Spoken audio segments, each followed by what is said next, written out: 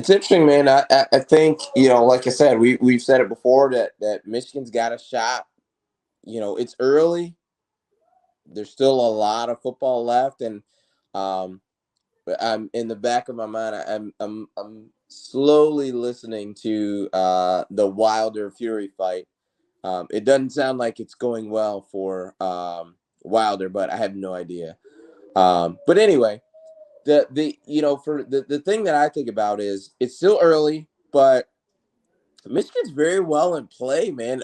As you talk about college football scenarios, like they are very much in play. You know what I mean? Like it's not like, well, we're 6 games in. Michigan's got 2 losses. There's no way they're getting in. Blah blah blah. Like it, Michigan is in the fold. Like very much so. Very much so. Like you can't talk about a lot of scenarios with them not being, you know what I mean, like it a part of the scenario. Like so, you got Bama lost today, so you've got them needing to win, the SEC championship against Georgia, right? So Bama wins it. Let's say Bama wins it. Let's say Bama loses that game, right? Bama loses that game. Georgia's for sure going to be in, right, as an undefeated SEC champion. And then now you start to look at, the Pac-12's probably out, ACC's probably out, because I would say Clemson was probably the best shot they had there, and I'm pretty sure Clemson's got 2 losses. They do. North Georgia and Carolina lost today, North Carolina State. so Hmm. let's wipe that out of there. So you're looking at the Big 12 and the Big 10 to where like, hey man, and then if Cincinnati gets in, so you're looking at Georgia, Cincinnati, and then the Big 10 and the Big 12 kind of battling things out. So it's just so much up in the air. But like I said, like you can't. Michigan's very much in the fold of that conversation right now. Right. Until proven otherwise and moved out of that conversation. Like until they got 2 losses, I mean, Michigan is very much in that conversation.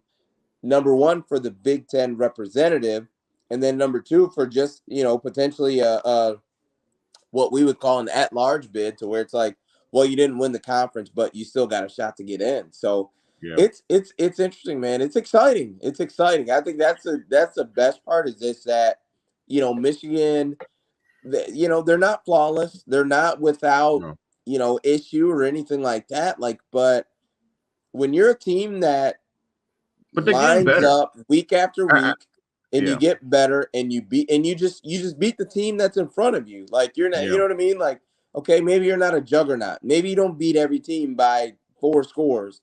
Hmm. But when you're a team that, week after week you improve and you're better and you beat the team that's across from you, like that's exciting. I mean, what else could you ask for? You know what I mean? Yeah.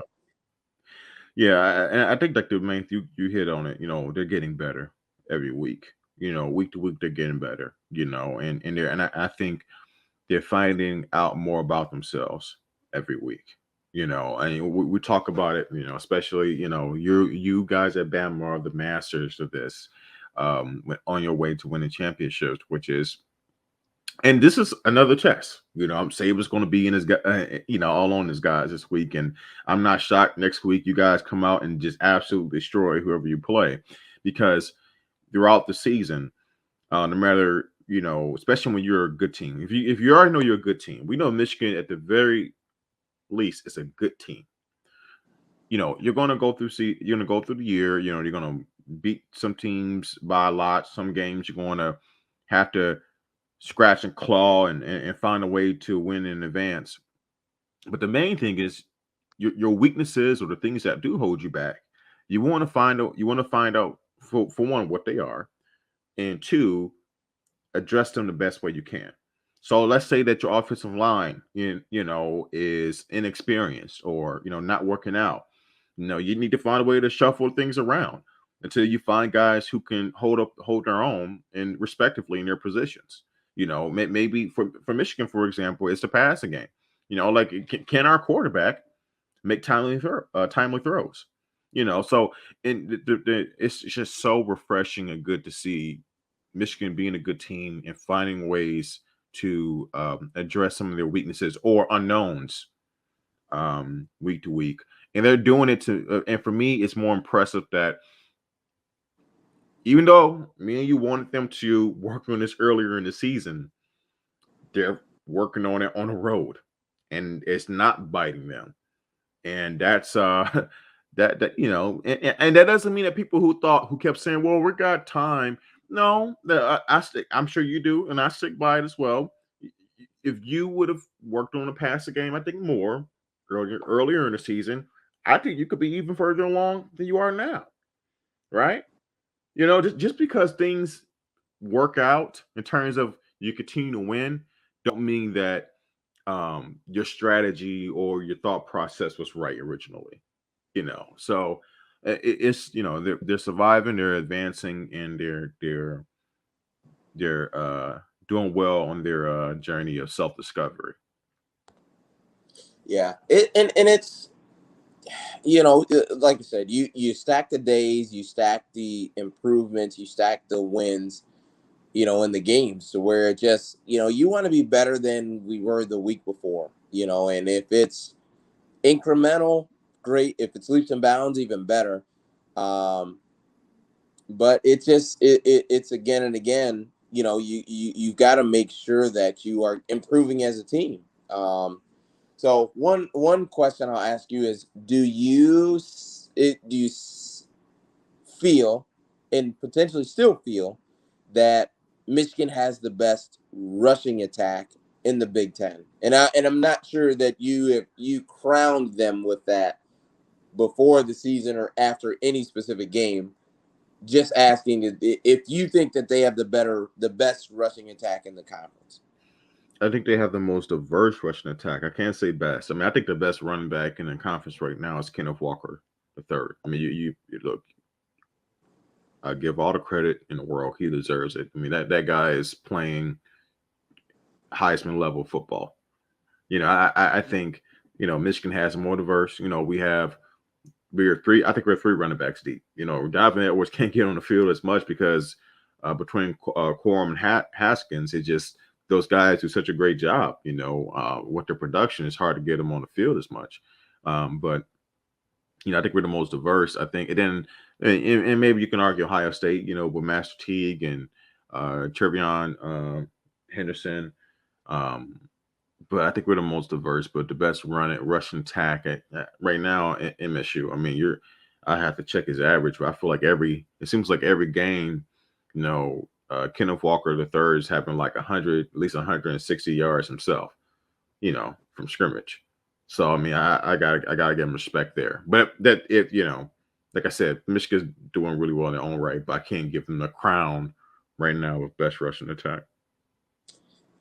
Any issue with to me with as often as Martinez extended plays, I for sure thought Michigan would have had a lot more sacks than they did.